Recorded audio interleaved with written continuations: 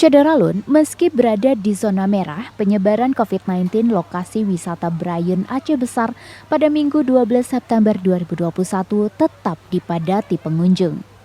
Pemerintah Aceh Besar mengizinkan lokasi wisata buka dengan syarat penerapan protokol kesehatan yang ketat, namun suasana di lokasi wisata air ini banyak wisatawan yang mengabaikan prokes.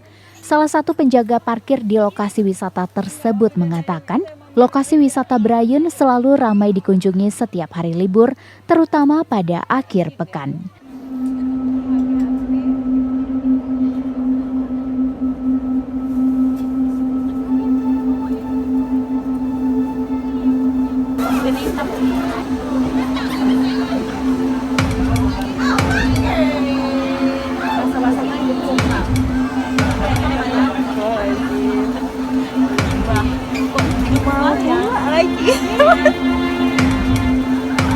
Lagi itu udah mau jalan.